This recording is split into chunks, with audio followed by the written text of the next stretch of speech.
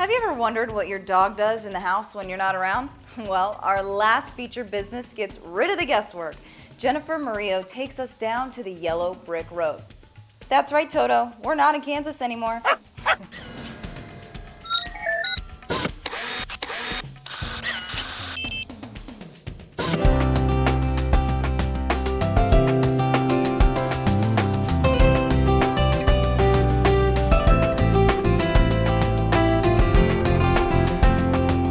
We're inside Yellow Brick Road here with the owner, Charlotte. Hi, Charlotte. Hi, Jennifer. Can you tell us a little bit about your center?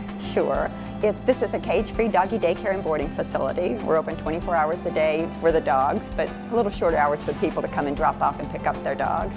And we're open 7 days a week. This is our gym area where we do agility and let some of our rescues and certain client dogs at different times of the day come and play. This side of the wall is where we do most of our boarding and daycare, and then we have an outside area where they run and play in the sunshine. It's not for every single dog. Dogs who are very, very shy and haven't been socialized early, sometimes this is not the right environment for them. But for the average dog who loves other dogs, which most dogs do, this is a perfect place to come make friends. Dogs are, in my opinion, just as social or more than humans. Whereas a human can understand being left alone all day, they can read or listen to the radio or watch TV. Dogs don't do that. And a lot of them, all they can do is just sleep. And if they don't sleep, then they pace, they tear up the house, they're miserable. The difference between coming home to that or coming home to a dog that they pick up from daycare is they both are tired, happy, relaxed, the dogs go home and sleep. It's a win-win for everybody. They come home exhausted, they sleep for 2 days. They're like, oh my gosh, Mom, don't do that again for a while. Because they are so, they just play. I think they play for 24/7. They have a lot of fun, and that's the important thing. They're really happy. Along with an indoor gym, they also have outdoor space. This is our outside area. It's the most newly opened portion of our facility. We opened it about a year ago out here. This is the patio, so it gives the dogs a chance to get out of the inside area throughout the day. We rotate big dogs and small dogs out here every 2 hours. So when they're out here, they get a chance to be out in the sunlight and play. What else do they just hang out, play with one another? What is it else that they do? Yeah, it's pretty much outside here. It's just supervised play of their own choosing.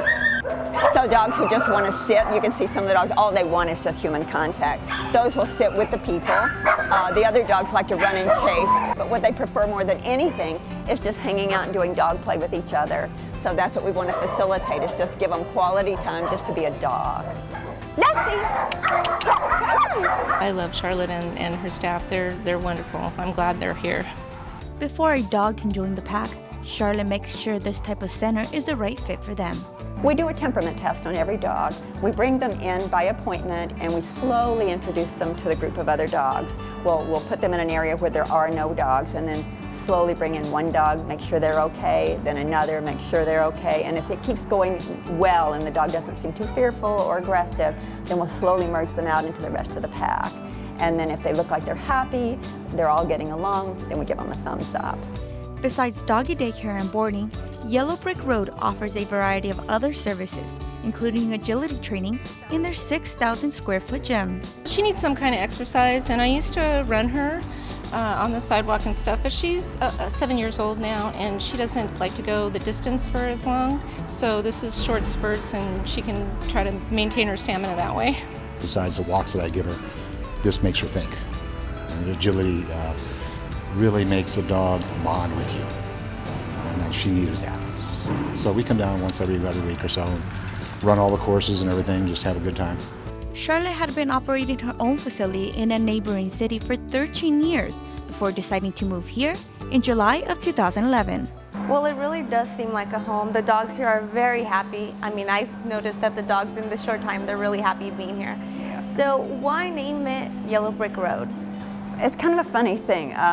I had thought long and hard about opening a second facility, but didn't really want to get into that, and because things were okay the way they were. It was a small facility. But one of my clients, who is still my client, one day we were standing out in the parking lot of the other place, and he said, "You really, really need to open another place." And I was hemming and hawing, and he said, "Look at the sky behind you." And as I turned around, a double rainbow had formed. It wasn't raining, but slightly cloudy. A double rainbow had formed across the whole sky behind us. And I took that as an omen. And I said, "All right, I'm going to do it." And so then when I was trying to figure out a name for the new place, I thought, well, I want something with a rainbow motif, and so the whole Wizard of Oz thing came to mind.